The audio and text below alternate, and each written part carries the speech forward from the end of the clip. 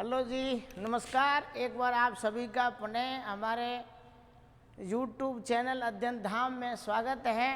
उम्मीद करता हूं कि आप सभी की पढ़ाई लिखाई बढ़िया चल रही होगी। उसी कड़ी में आज अपन लेके आए हैं थायराइड ग्रंथि के बारे में। अंतःस्रावी जो तंत्र चल रहा है उसमें अपन ने पीयूष ग्रंथि पढ़ ली थी, पीनियल ग्रंथि पढ़ ली थी। आज अपन बात करेंगे, छोटी छोटी पढ़ ली, अब मोटी की बात है या बड़ी की बात है। तो अपना जो टॉपिक रहेगा आज का उसके बारे में बात करें तो थायराइड ग्रंथि। कौन सी ग्रंथि है बताओ? थायराइड ग्रंथि, ठीक है, थायराइड ग्लैंड। थायराइड ग्रंथि के बारे में ये भी ध्यान रखना है कि इसका हिंदी में क्या बोलते हैं, तो आपको याद रखना है। क्या बोलते हैं बताओ? अबटू ग्रंथि। क्या बोलते हैं? अबटू ग्रंथि। थायराइड ग्रंथि को और क्या बोलते हैं? अबटू ग्रंथि, है ना। अब देखो, इसके बारे में आपको कौन कौन सी बातें बराबर क्लियर पता होनी चाहिए। पहली बात तो ये पता होनी चाहिए आपको कि शरीर की सबसे बड़ी अंतःस्रावी ग्रंथि,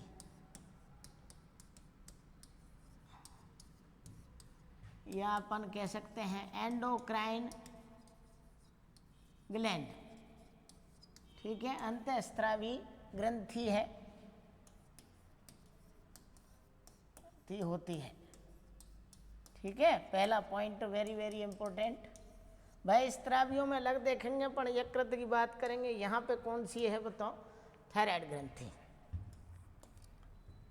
थायराइड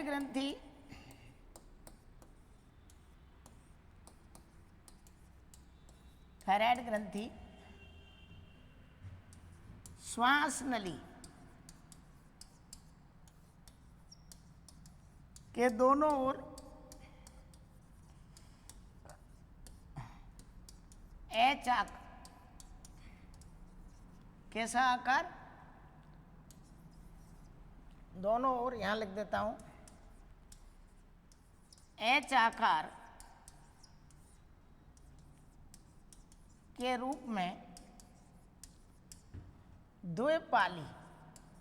द्विपालित भी बोल सकते हैं,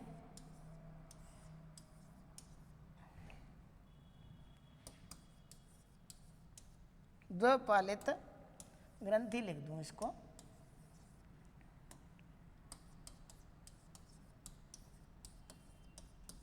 ग्रंथि होती है, ठीक है। तो पहला पॉइंट, शरीर की सबसे बड़ी अंतःस्रावी ग्रंथि कौन सी है? थायराइड ग्रंथि है, ठीक है। कौन सी ग्रंथि है बताओ? थायराइड ग्रंथि, ठीक है।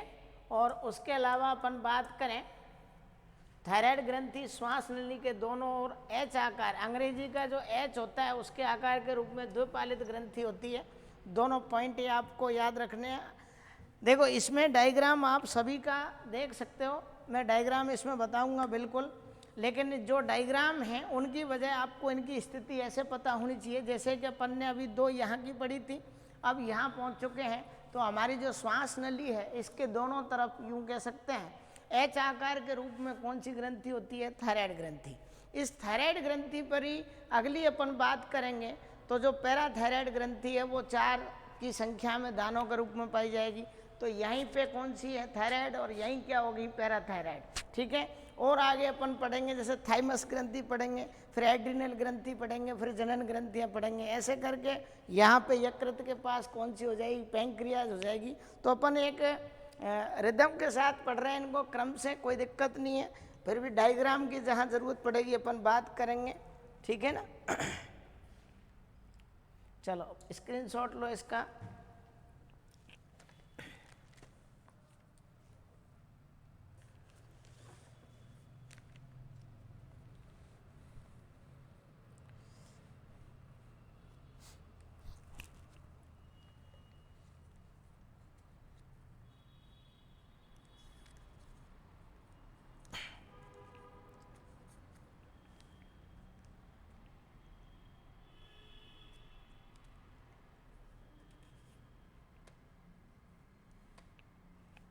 चलो अगली बात।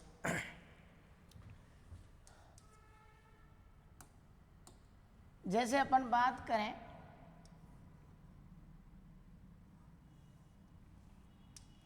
देखो,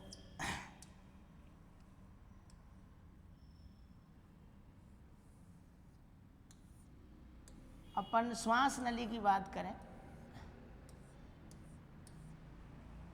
तो यहाँ पे ये स्थित होती है, अंदर ही बना देता हूँ, ठीक है। कैसे आकार की बताओ? एच आकार की। कैसे आकार की? एच आकार की, ठीक है। तो बटरफ्लाई भी कह सकते हो आप इसको, बटरफ्लाई के आकार की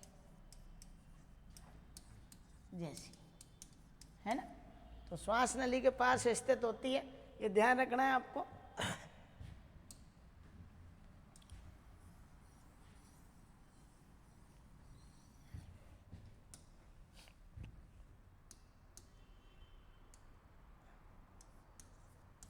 लगभग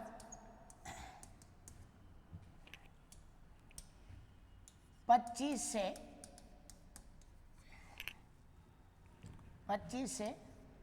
30 ग्राम की होती है।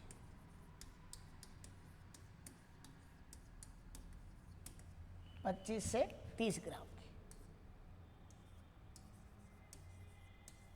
हल्के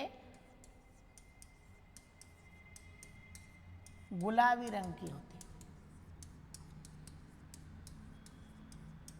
तो शरीर में लिप्स ही पिंक नहीं होते हैं, ठीक है ना।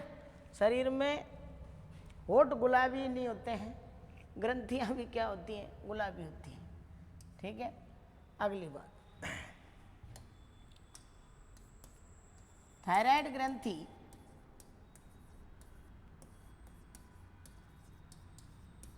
देखो, मेल के अंदर, मेल में कैसी होती है बताओ? छोटी। और फीमेल में कैसी होती है बताओ? बड़ी। तो ये भी तुमको ध्यान रखना है कि इसका जो वजन है वो तो कितना है लगाओ, तो 25 से 30 ग्राम तक। और कैसे रंग की होती है? हल्के गुलाबी रंग की होती है। थायराइड ग्रंथि की बात करें, मेल में कैसी होती है? छोटी होती है, जबकि फीमेल में कैसी होती है? बड़ी होती है। यही कारण है, अभी अपन बात करेंगे, थायराइड की समस्या महिलाओं में ज़्यादा आती है, ठीक है ना। तो अभी देखें वास्तव में तो थायराइड ग्रंथि हमारे पूरे शरीर की जो उपापचय क्रियाएं हैं, BMR बोलते हैं, ठीक है, बेसल मेटाबॉलिज्म रेट का रेगुलेशन करती है। तो उपापचय क्रियाओं का नियंत्रण सबसे ज़्यादा जो डिपेंड है वो कौन सी ग्रंथि पर है? थायराइड ग्रंथि पर, ठीक है। तो ये स्क्रीनशॉट लीजिए फटाफट से, फिर बात करते हैं अपन।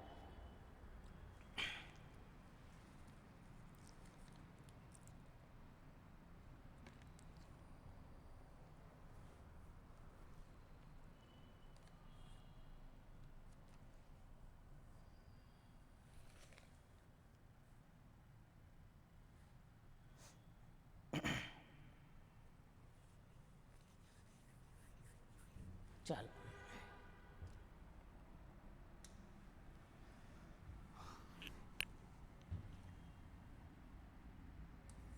अब बात करें थायराइड ग्रंथि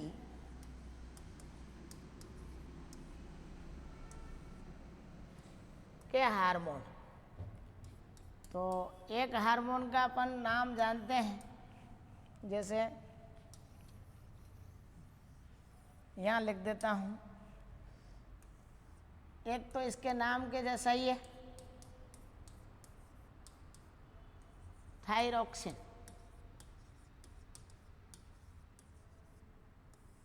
हार्मोन कौन सा हार्मोन है बताओ? Thyroxine hormone.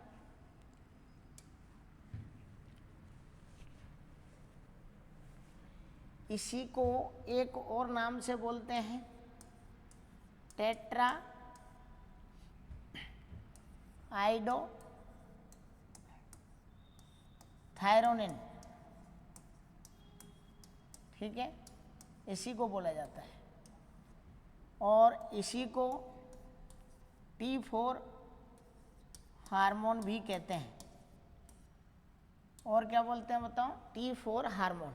तो बात इसकी जब आती है कि इससे एक हार्मोन तो कौन सा निकलता है, तो आपको ध्यान रखना है थायरोक्सिन हार्मोन, जिसका दूसरा नाम क्या है थायरोक्सिन हार्मोन का, टेट्राआइडोथायरोनिन। क्या नाम है, टेट्राआइडोथायरोनिन, या इसको और क्या बोलते हैं T4 हार्मोन। क्या बोलते हैं, T4 हार्मोन। दूसरा इधर देखें, जो अगला है दूसरे हार्मोन की बात करें तो इसके नाम से ही पता चल रहा है कैल्सीटोनिन। कौन सा टोनिन बताओ, कैल्सीटोनिन हार्मोन। कौन सा हार्मोन है, कैल्सीटोनिन हार्मोन। तो देखो ये ना हार्मोन्स के आपको बराबर नाम याद रखने कि एक का नाम क्या है बताओ, कैल्सीटोनिन हार्मोन है, और दूसरे का नाम क्या है बताओ, थायरोक्सिन हार्मोन है। उसी को किस नाम से भी जाना जाता है, टेट्राआइडोथायरोनिन। उसी को और क्या नाम से जानते हैं, T4 हार्मोन। क्या बोलते हैं बताओ, T4 हार्मोन भी बोला जाता है। ये आपको बराबर क्या रखना है, याद रखना है ना। अब इनकी जैसे बात करें कि भाई इनकी जो अधिकता है, कमी है, ये किस चीज़ से संबंधित है, तो आपको थायरोक्सिन हार्मोन की जब बात करेंगे तो ये संबंधित होता है, अभी बात करें तो BMR किससे संबंधित है बताओ, BMR तो बेसल मेटाबॉलिज्म रेट, ठीक है, या अपन यूँ कह सकते हैं आधारीय उपापचयी दर। किससे संबंधित है बताओ, BMR से संबंधित है। आधार अभी और बात करेंगे, आधार उपापचयी के साथ साथ ये BP से भी संबंधित है, ब्लड प्रेशर से। किससे बताओ, ब्लड प्रेशर से, ब्लड प्रेशर से, ठीक है, ब्लड प्रेशर से भी ये संबंधित है। तो समस्त जो उपापचयी क्रियाएं हैं उनसे संबंध रखने वाला थायराइड ग्रंथि का कौन सा हार्मोन है, थायरोक्सिन हार्मोन, ठीक है। इसके निर्माण के लिए, इसके निर्माण में आयोडीन चाहिए भाई, आयोडीन आवश्यक है। कौन सा तत्व आवश्यक है बताओ, आयोडीन आवश्यक है। कौन सा तत्व आवश्यक है, आयोडीन आवश्यक है। तो वापस सुनिएगा, थायरोक्सिन हार्मोन कौन सी ग्रंथि से निकलता है, थायराइड ग्रंथि से, ठीक है। थायराइड ग्रंथि में अपन बात करें जो निकलने वाले दो हार्मोन है मोस्टली, एक का नाम थायरोक्सिन है और एक का कैल्सीटोनिन है। थायरोक्सिन हार्मोन को और किस नाम से जाना जाता है, टेट्राआइडोथायरोनिन, और क्या बोलते हैं, T4 हार्मोन। ये BMR बेसल मेटाबॉलिज्म रेट या आधारीय उपापचय से क्या है, संबंधित है। उसके अलावा ये क्या बोले बताओ, दूसरा हार्मोन कौन सा है, कैल्सीटोनिन, उसकी भी बात करेंगे। पहले आप इसका स्क्रीनशॉट लीजिएगा।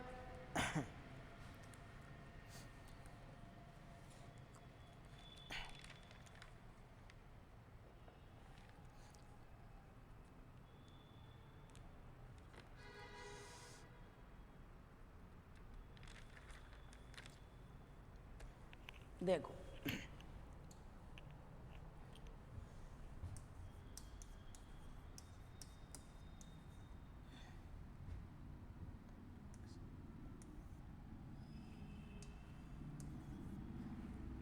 थायरोक्सिन जो हार्मोन है इसके निर्माण में,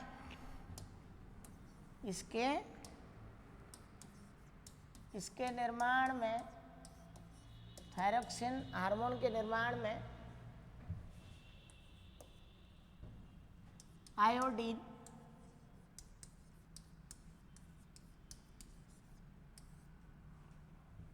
तत्व, आयोडीन तत्व या एलिमेंट आवश्यक है, आवश्यक होता है, ठीक है। अब बात करें कि अगर थायरोक्सिन हार्मोन की बात आ जाए,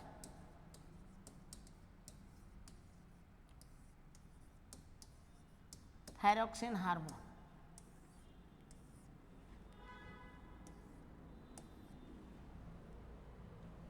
तो दो बात है, दो बात कौन कौन सी है कि या तो क्या आ जाए साहब कमी, क्या आ जाए बताओ कमी, और या क्या हो जाए बताओ अधिकता, या तो कमी हो जाए या क्या हो जाए अधिकता हो जाए। तो जैसे ही ये जो ग्रंथि हैं इनके हार्मोन्स अनबैलेंस होते हैं तो अपन कई रोगों के क्या हो जाते हैं शिकार हो जाते हैं। जैसे आपने एक तो फेमस रोग पढ़ा ही है घेंगा रोग, या क्या बोलते हैं बताओ गलगंड रोग की अपन बात करते आए हैं, ठीक है, ग्वाइटर भी बोलते हैं जिसको, जो कि गर्दन फूल के क्या हो जाती है बहुत बड़ी हो जाती है। तो वो जो अपन यूँ कह सकते हैं एक तरीके से कि ये वाला जो हार्मोन है थायरोक्सिन, इसकी कमी से ही कौन सा रोग होता है गलगंड रोग होता है, या उसको घेंगा रोग भी बोलते हैं और उसको क्या बोलते हैं ग्वाइटर रोग भी बोल देते हैं, ठीक है। ऐसे ही अपन एक बात करें जीरोफ्थैल्मिया, तो इसकी अधिकता से हो जाता है, ठीक है, तो कमी से भी होते हैं और किससे होते हैं अधिकता से भी होते हैं। अब अपन जब भी और भी बात करें जैसे कि थायराइड ग्रंथि के अलावा इन रोगों के अलावा तो एक रोग होता है एक्रिनिज्म। एक्रिनिज्म का मतलब होता है जड़ मानवता। क्या होता है बताओ जड़ मानवता। जड़ मानवता के अलावा एक आपने मिक्सिडमा नाम सुना होगा, कौन सा होता है मिक्सिडमा। मिक्सिडमा की जब भी बात करेंगे तो उसका अर्थ होता है मोटापा, ओबेसिटी बोलते हैं, मोटापा हो जाता है। और ये तीनों तो कमी से हो जाएंगे, तो अधिकता से पहले कमी वाले देख लेते हैं। नंबर 1 कौन सा रोग होता है बताओ, घेंगा लिख दूं चलेगा, घेंगा रोग, या इसी को अपन क्या बोल सकते हैं गलगंड रोग, ठीक है, और इसी को क्या बोलते हैं बताओ ग्वाइटर, ठीक है। सेकंड बात करें अपन एक्रिनिज्म। एक्रिनिज्म का मतलब होता है एक तरीके से जड़ मानवता, मतलब दिमाग काम नहीं करता बच्चे का, जड़ मानवता, क्या बोलते हैं जड़ मानवता। और थर्ड नंबर पे अपन बात करें मिक्सिडमा या ओबेसिटी बोल देते हैं, एक तरीके से शरीर बहुत भारी हो जाता है, मोटापा बढ़ जाता है, ठीक है। अब कोई कई बार आपने देखा होगा कि अपन सुनते हैं कि वो फलाना तो बहुत खाता है इसलिए वो खा खा के मोटा हो रहा है, तो ये गलत फहमी अपन निकाल दें तो ही बेहतर है, क्योंकि कोई भी व्यक्ति बहुत ज़्यादा खाना खाने से मोटा नहीं होता है, वो पूरा डिपेंड करता है उसकी BMR पर। अगर उसकी थायराइड ग्रंथि के अकॉर्डिंग उपापचय जो BMR है, ठीक है, वेसल मेटाबॉलिज्म रेट, अगर किसी व्यक्ति की वो सही है तो आप ये मान के चलिए कि उसको कभी मोटापे का शिकार नहीं होगा, क्योंकि जितना वो खा रहा है वो साथ में क्या हो रहा है पच रहा है। आपने देखा होगा कुछ लोग बिल्कुल यूँ कह सकते हैं कि सूखी लकड़ी जैसे होते हैं और खाते इतना है कि 4 लोग खा जाएं उनके बराबर, फिर भी उनका मोटापा नहीं बढ़ता है। इसका मतलब ये थोड़ी है कि उनका मोटापा बढ़ नहीं रहा है तो भाई वो जा कहाँ रहा है, फिर जा कहीं नहीं रहा है, कि उनके शरीर में जो उपापचयी दर है BMR है वो क्या है थोड़ी उच्च है, तो अधिक पाचन क्रिया के कारण वो सारा भोजन यूँ कह सकते हो पच जाता है, एनर्जेटिक रहते हैं वो लोग। लेकिन कुछ लोग बेचारे पूरे दिन में एक एक रोटी खाते हैं फिर भी फैलते जा रहे हैं, तो वो जो फैलते जा रहे हैं वहाँ कहीं ना कहीं कौन सी ग्रंथि नाराज़ है उन लोगों से, थायराइड ग्रंथि। क्योंकि BMR जिस व्यक्ति की डिस्टर्ब हो जाती है तो ये मान के चलिए कि उसका मोटापा बढ़ना तय है। कौन सा रोग हो जाता है मिक्सिडमा, ठीक है। तो ध्यान रखना है, खाली खाने से ही नहीं फैलते हैं, कई बार इसके रूठने से भी फैल जाते हैं। थायराइड ग्रंथ रूठ गई तो ये मान के चलो कि उस व्यक्ति का मोटापा बढ़ जाएगा, है ना।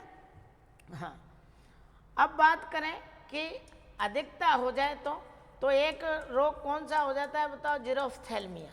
क्या बोलते हैं बताओ जीरोफ्थैल्मिया। सेकंड अपन बात करें और अधिक हो जाए तो क्या बोलते हैं जीरोफ्थैल्मिया के अलावा, जीरोफ्थैल्मिया के साथ साथ अपन को प्लूरल रोग के बारे में भी समझना है। प्लूरल रोग कौन सा रोग है बताओ, प्लूरल रोग। प्लूरल रोग क्या होता है? फेफड़ों से संबंधित है ना।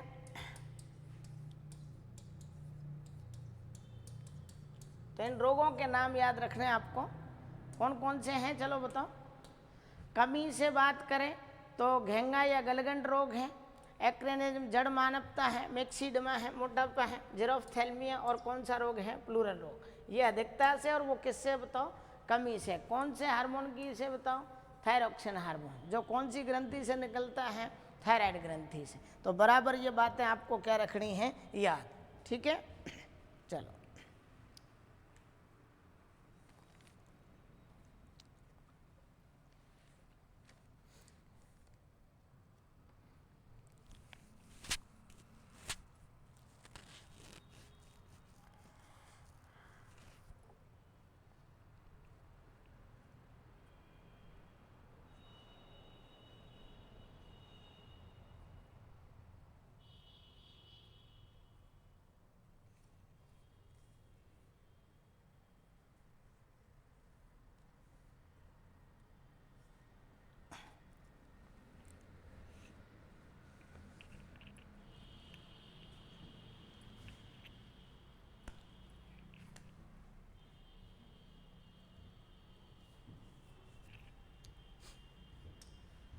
देखो, कई बार आपने सुना होगा कि प्रश्न आता है कि एक चिकित्सक, ठीक है, एक चिकित्सक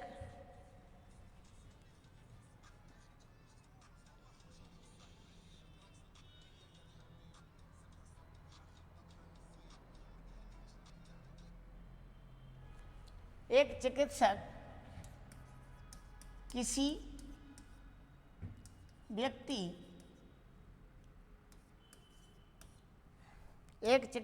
व्यक्ति को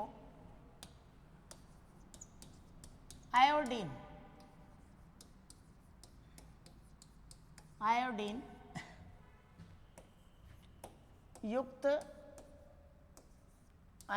युक्त नमक खाने की सलाह कौन से रोग में देता है?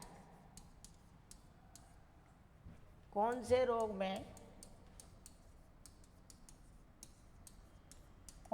में देता है? तो आपको ध्यान रखना है कौन से रोग में बताओ? घेंगा रोग। उसके अलावा, घेंगा रोग के अलावा अभी अपन ने देखा था, इसी को और क्या बोल सकते हैं बताओ? ग्वाइटर। क्या बोल सकते हैं बताओ? ग्वाइटर। ठीक है, और क्या बोल सकते हैं बताओ? मिक्सीडमा। मतलब इसको नहीं कहेंगे, लेकिन मिक्सीडमा जो रोग है वो भी किसकी कमी से होता है बताओ? थायरॉक्सिन हार्मोन की कमी से। कौन से हार्मोन की कमी से बताओ? और एक कौन सा था बताओ? जड़ मानवता। तो अगर ये ऑप्शन में वैसे तो ज़्यादातर एक ही मिलता है, घेंगा रोग। ठीक है, ये भी दे दे तो भी आपको छोड़ के नहीं आना है। ये भी कौन से ही तत्व की कमी के कारण होते हैं बताओ? आयोडीन तत्व की कमी से। तीनों रोगों के बारे में आपको ये लाइन याद रखनी है ना।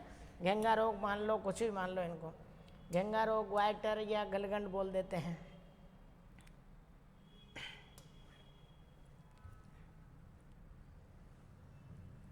अब एक जो इम्पोर्टेंट बात बची है वो भी अपन पढ़ लेते हैं कि दूसरा जो हार्मोन है उसका नाम क्या है बताओ? कैल्सीटोनिन।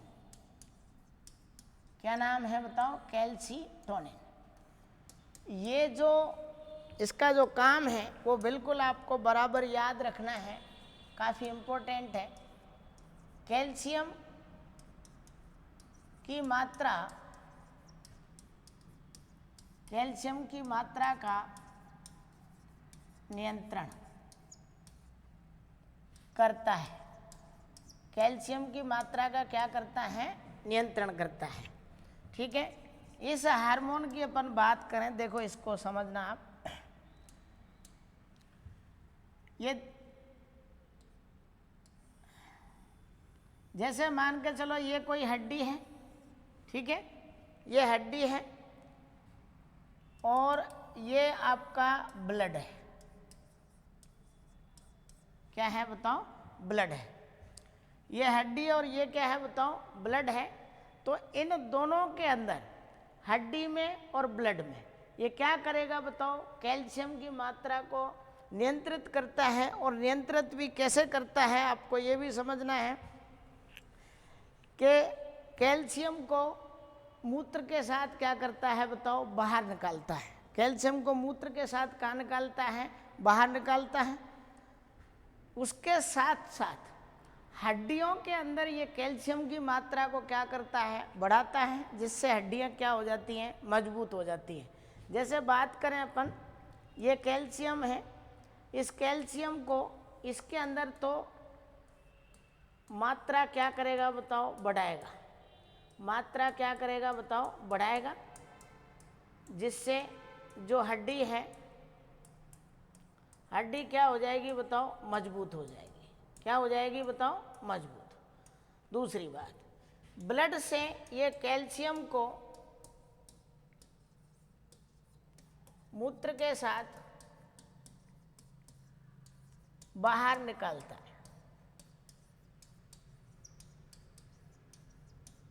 कहाँ निकालता है बताओ, बाहर निकालता है।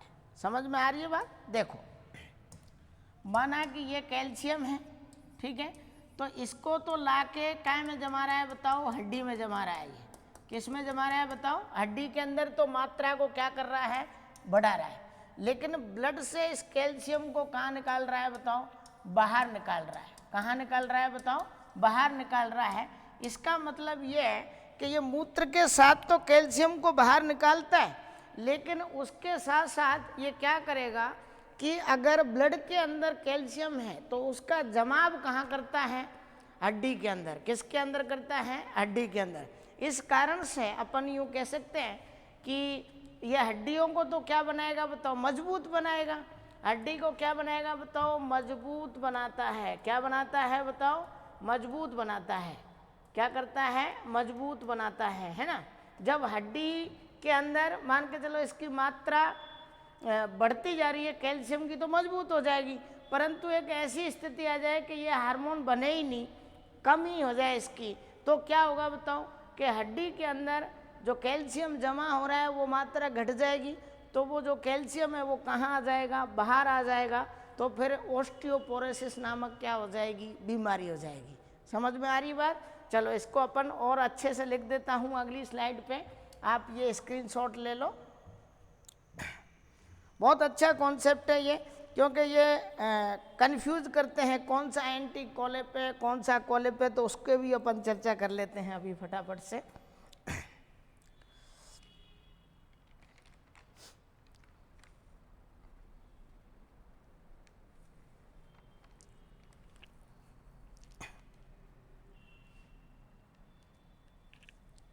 चलो देखो, तो वेरी वेरी इंपॉर्टेंट ये प्रश्न कि देखो, कैल्सीटोनिन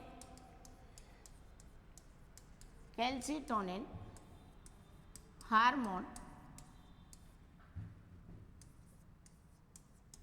हड्डियों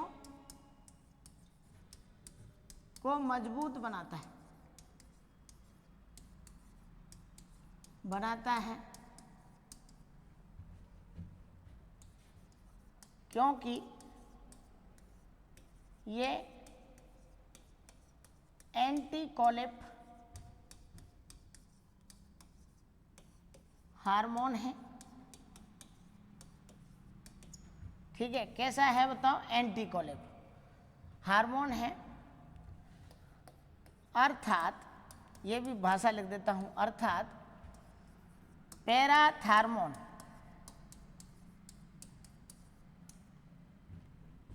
हार्मोन, पैराथार्मोन हार्मोन। देख लो, हार्मोन के आगे क्या लगा, तो पैराथार्मोन हार्मोन, पैराथायराइड ग्रंथि।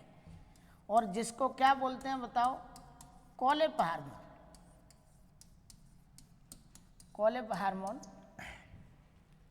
के विपरीत कार्य करता है। ये प्रश्न कई बार पूछा गया है कि विपरीत कार्य करता है, के विपरीत क्या करता है, कार्य करता है। तो कैल्सीटोनिन हार्मोन है वो हड्डियों को मजबूत बनाता है, क्योंकि ये एंटीकोलेप हार्मोन है कैल्शियम की मात्रा को उसके अंदर बढ़ाएगा, अर्थात पैराथार्मोन हार्मोन जो है, कोलेप हार्मोन बोलते हैं जिसको, पैराथार्मोन को, उसके विपरीत क्या करता है, ये कार्य करता है। तो ये पता होना चाहिए। तो ये अगर इसकी मात्रा बढ़ जाए, पैराथार्मोन हार्मोन की मात्रा बढ़ जाए, तो आप ये मान के चलिए जैसे कि अभी अपन इसको पढ़ेंगे तो पूरी हड्डी से ये क्या करेगा, कैल्शियम को कहाँ निकाल देगा, बाहर। तो हड्डियों के अंदर क्या हो जाएंगे बताओ, छिद्र हो जाएंगे। छिद्र हो जाएंगे तो ऐसी स्थिति में एक रोग हो जाता है, कौन सा बताओ, ऑस्टियोपोरोसिस। कौन सा हो जाता है बताओ, ऑस्टियोपोरोसिस। तो ये मतलब समझिएगा आप कि जो एंटीकोलिप हार्मोन है वो तो हड्डी के अंदर जमा रहा है, तो कौन सा जमा रहा है, कैल्सीटोनिन। जबकि पैराथार्मोन हार्मोन जो है वो हड्डी से किसको निकालता है, कैल्शियम को बाहर निकालता है। तो ये दोनों एक दूसरे के क्या करते हैं, विपरीत काम करते हैं। ठीक है साहब।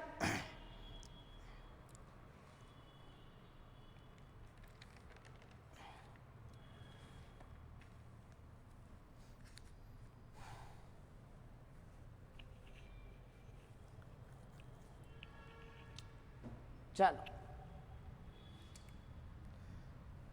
अब एक रोग है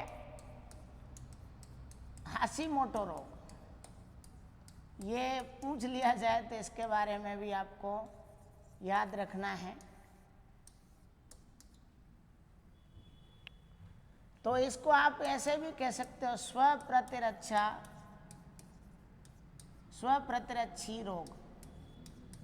कहने का मतलब यह है, थायराइड ग्रंथि की आत्महत्या।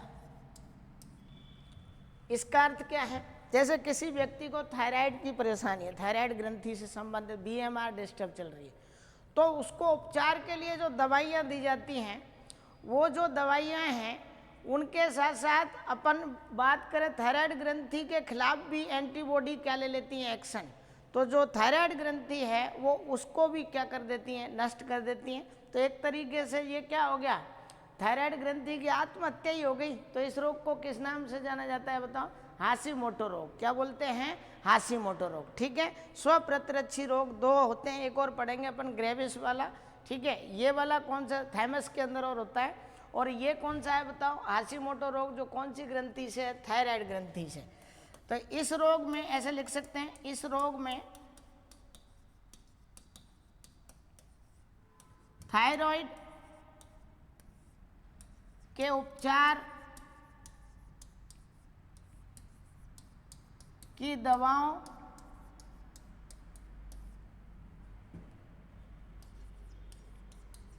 के खिलाफ बनी एंटीबॉडी थायराइड ग्रंथि को ही नष्ट कर देती है, ग्रंथि को ही नष्ट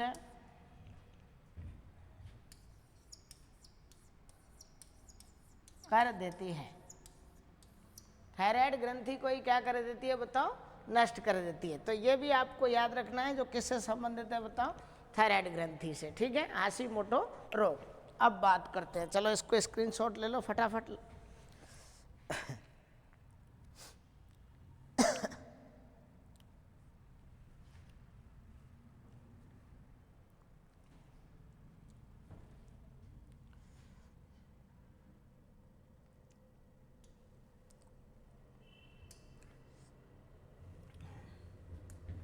देखो, एक नोट लगा के आपको याद रखनी है,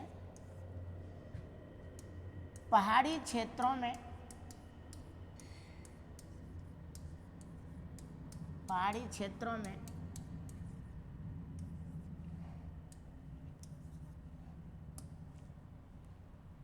घेंगा रोग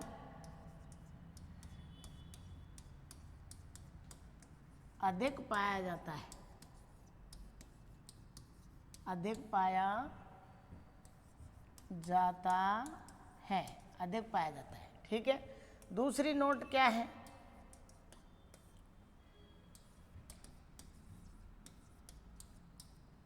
समुद्री जीव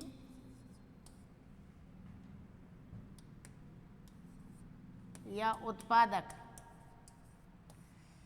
आयोडीन